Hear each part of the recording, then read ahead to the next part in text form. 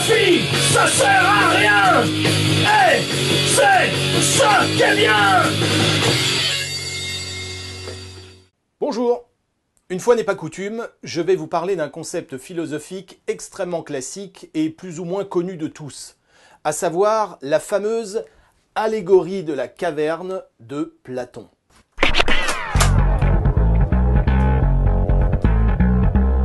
Et oui, si j'évoque d'entrée de jeu le film Matrix, que vous connaissez sans doute, c'est parce que son scénario a été pour ainsi dire écrit par Platon lui-même il y a plus de 2000 ans, dans le livre 7 de son fameux ouvrage La République. Jusque dans ses détails, le film Matrix est une version moderne, hollywoodienne, gothique et métal de l'allégorie de la caverne dont nous allons parler maintenant. Si j'ai eu envie de parler de la caverne de Platon, c'est parce que ce concept philosophique nous semble familier et plus ou moins déjà connu, mais en même temps nous ne comprenons pas forcément pourquoi tous les profs de philo commencent leur première année de terminale plus ou moins par la fameuse caverne de Platon. Alors qu'on pourrait très bien commencer par le camembert de Spinoza, par exemple. Ce que nous allons voir dans cette vidéo, c'est que la caverne de Platon marque tout simplement le véritable début de la pensée philosophique telle que nous l'envisageons aujourd'hui. Mais commençons par le commencement. La caverne de Platon, c'est quoi exactement ? Dans le livre 7 de la République, Platon retranscrit, comme à son habitude, un dialogue de son maître Socrate. Cette fois-ci, Socrate discute avec son ami Glaucon, dont le rôle, il faut le dire, consiste surtout à souligner à quel point... Ah bah ouais, là, Socrate, t'as vraiment raison, hein. Et Socrate raconte donc à Glaucon l'histoire que vous connaissez plus ou moins sans doute. Imaginons des hommes qui, depuis leur naissance, ont grandi dans une caverne. Ils ne connaissent absolument rien d'autre. À vrai dire, ils n'ont même pas vraiment conscience qu'ils vivent dans une caverne et qu'il y a autre chose en dehors de la caverne. Car depuis la naissance, ils ont été immobilisés de façon à ne regarder que dans une seule direction, à savoir vers le mur qui est au fond de la caverne. Sur ce mur, il y a des ombres qui passent. Ces ombres sont produites par un feu qui éclaire la caverne et des formes qui passent entre le feu et le mur. Je ne rentre pas trop dans les détails. Pour les détails, je vous renvoie au texte. En tout cas, dans cette situation, le propos de Socrate, et donc de Platon, qui retranscrit Socrate, consiste à dire que les êtres qui ont grandi de cette façon-là seraient absolument convaincus que les ombres qui passent sur le mur constituent en fait la réalité elle-même. Et là, vous voyez le parallèle que j'évoquais tout à l'heure avec le film Matrix. Des humains réduits en esclavage par des robots croient vivre dans un monde réel, alors qu'en fait, ils vivent dans la matrice, qui stimulent leurs 5 sens et toute leur perception du monde, mais de façon trompeuse, c'est-à-dire en leur masquant la réalité des choses, ou pour le dire autrement, la vérité. Ah ouais Socrate, ah bah ouais là vraiment t'as raison hein. Et Socrate continue donc son explication. Socrate imagine dans la foule des êtres qui ont grandi dans la caverne, que l'un d'entre eux parvienne à se libérer et qu'il puisse donc tourner son regard non plus vers le mur du fond, mais au contraire vers la lumière du feu, voire vers la lumière du soleil qui brille à l'extérieur de la caverne. Dans Matrix, ce personnage, évidemment, c'est Nemo, le petit poisson qui... Non, pardon. C'est Neo qui vit dans la matrice, mais qui a comme un doute et qui essaye de percer le mystère, c'est-à-dire de sortir de la matrice, ou pour le dire autrement, de sortir de la caverne de Platon. Moi j'en veux pas de ton monde pourri, moi j'ai une Porsche, une Rolex, une super meuf et un boulot à TF1. Et puis tu vas arrêter de me harceler parce que je te ferai dire que je connais super bien Julien Courbet maintenant. Mais tu vis dans un rêve, Néo, tout ça n'est qu'une illusion conçue par les machines. Ouais mais je t'emmerde moi, t'es beau toi, casse les couilles, je vais le taper lui. Chez Platon et Socrate, ce personnage évidemment, ce n'est pas Nemo ou Néo, c'est le philosophe, c'est-à-dire celui qui ose douter, se poser des questions et qui ne s'en tient pas aux primes apparences. Dans le texte de Platon, que je vous recommande de lire en détail si vous le pouvez, Socrate souligne un premier point. Il explique que tourner son regard vers l'extérieur de la caverne et oser se diriger vers la sortie passe inévitablement par l'expérience d'une forme de souffrance. En effet, celui qui ose passer de l'obscurité du fond de la caverne à la lumière du soleil est d'abord ébloui, et il ne voit pour ainsi dire plus rien. Il a mal aux yeux, il souffre, et il est dans un premier temps totalement perdu. Mais dès lors qu'il commence à s'habituer à la lumière du jour, eh bien il se réjouit évidemment de ne plus vivre dans les illusions et l'obscurité de la caverne. La deuxième chose que nous explique Socrate, c'est que notre aventurier philosophe qui est sorti au grand jour n'a évidemment pas très envie de retourner au fond de la caverne. Mais en même temps, il y retourne quand même. Parce qu'il veut partager la bonne nouvelle avec ses copains qui sont restés au fond. La vérité n'est pas là, elle est en dehors. Donc notre philosophe retourne dans la caverne.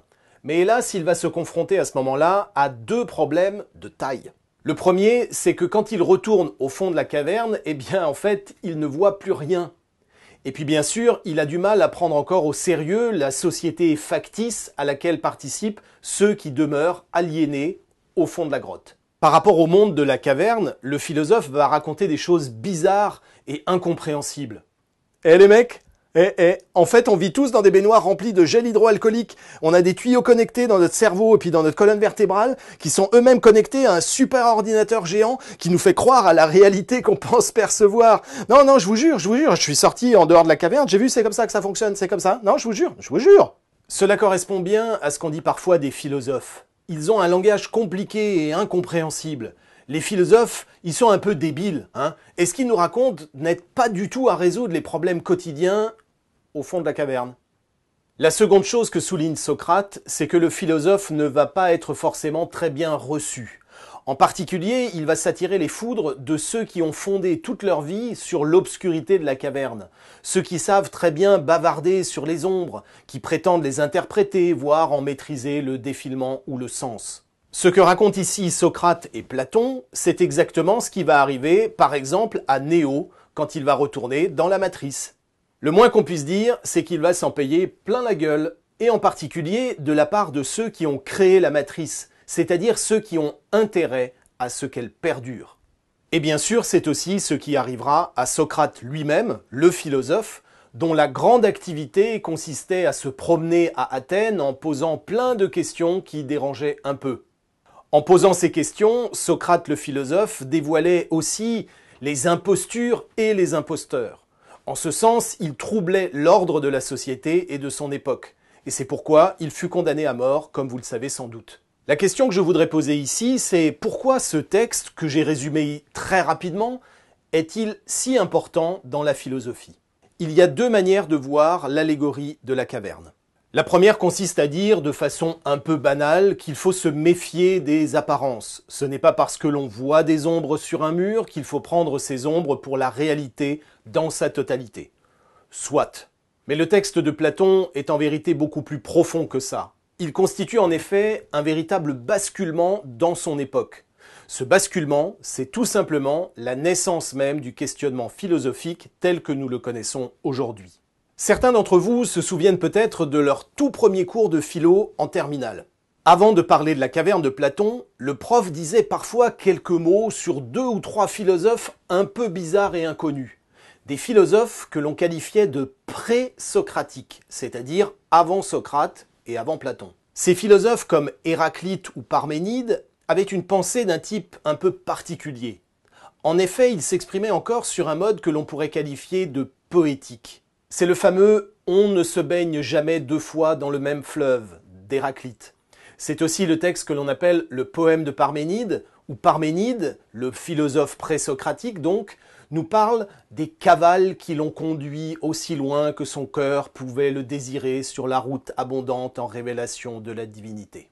On se rend ici compte que ces penseurs pré-socratiques nous donnent bien sûr à réfléchir et à sentir, mais dans un registre qui se rapproche plutôt de la mystique religieuse, de la poésie et justement de la sensibilité poétique. Autrement dit, les penseurs pré-socratiques sont encore fondamentalement des penseurs de la Grèce antique, c'est-à-dire des penseurs ancrés dans une mystique de la nature et des sens, comme l'est tout le monde grec.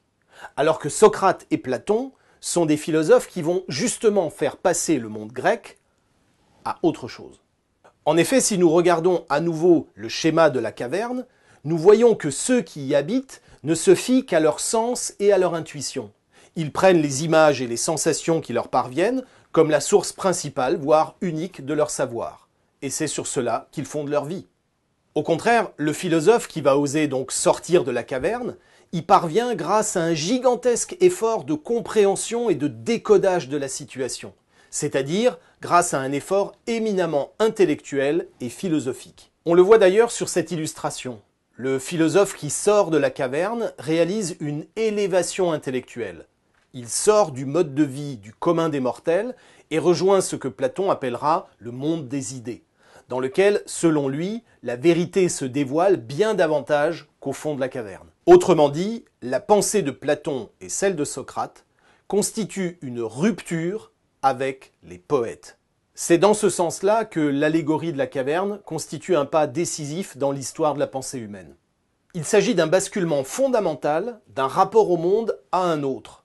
Et sans ce basculement conceptuel, nous n'aurions pas du tout aujourd'hui le même rapport au monde et à la pensée. En effet, avant Platon et avant Socrate, c'est la nature qui prend l'homme dans son mouvement, qui le soumet et qui le porte.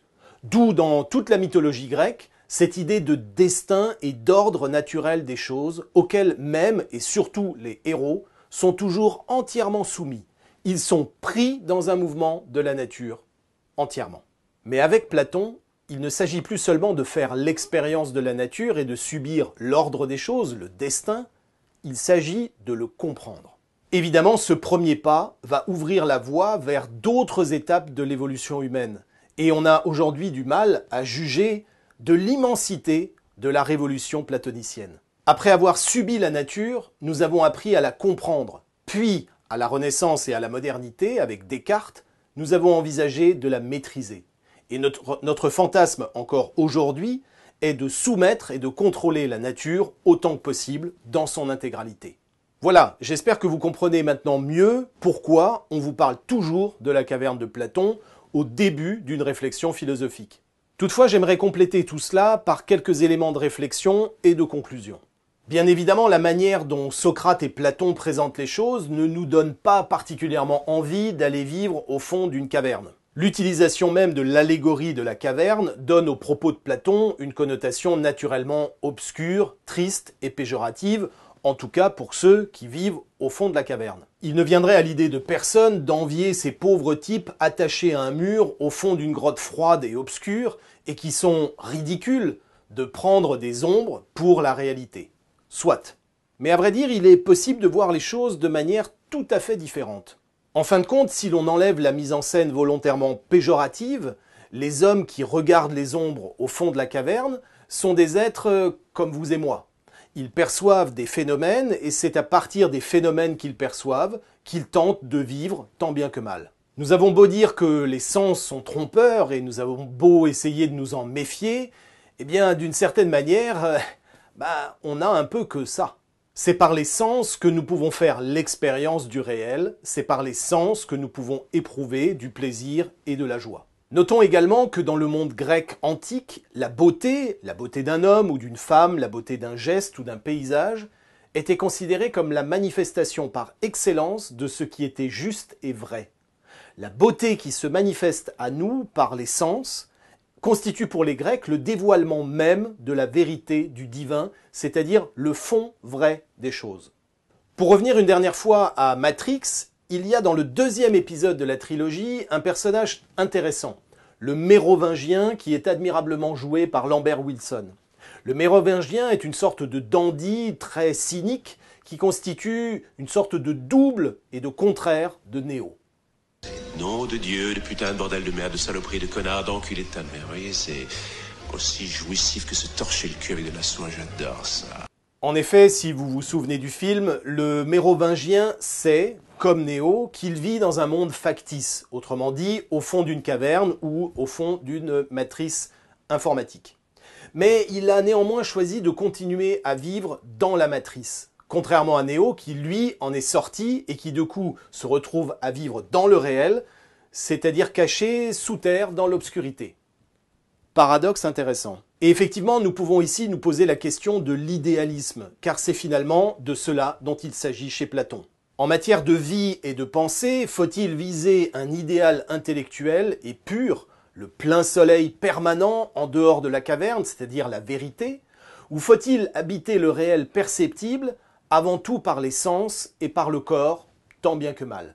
Pour le dire autrement, et en laissant de côté l'aspect un peu caricatural du gentil Néo contre le méchant mérovingien, faut-il choisir de vivre comme Néo, dans un monde dont on verrait à chaque instant chacune des lignes de code, ou faut-il, comme le mérovingien, trouver un sens à sa vie dans l'expérience de la vie quotidienne? Et dans cette optique, ce n'est pas pour rien que des penseurs relativement récents, tels que Martin Heidegger ou Friedrich Nietzsche, ont à la fois mené la critique de Platon et se sont inspirés des penseurs dits pré-socratiques et donc aussi pré-platoniciens. Dans sa lettre sur l'humanisme, Martin Heidegger évoque une anecdote qu'Aristote rapporte à propos de la vie d'Héraclite. Il écrit « D'Héraclite, on rapporte un mot qu'il aurait dit à des étrangers désireux de parvenir jusqu'à lui. S'approchant, ils le virent qui se chauffait à un four de boulanger. Ils s'arrêtèrent, interdits, et cela d'autant plus que les voyant hésiter, Héraclite leur rend courage et les invite à entrer par ces mots. Ici aussi, les dieux sont présents. Autrement dit, il est possible de penser que la véritable expérience du quotidien et de nos sens, par exemple ici dans ce texte la chaleur toute simple d'un four de boulanger, nous en dit peut-être autant, voire plus, sur la vérité du monde qu'un discours théorique et purement intellectuel de philosophe. Ici aussi, les dieux sont présents. Comme le dit Heidegger dans un recueil d'aphorismes intitulé judicieusement « L'expérience de la pensée », il écrit « Chanter et penser sont les deux troncs voisins de l'acte poétique. » D'ailleurs, on en reparlera un de ces jours, de la poésie. Allez, à bientôt, portez-vous bien. Ouais, j'ai une toge en moumoute, et alors? Et alors? Et alors? La philosophie, ça sert à rien. C'est ça qui est bien.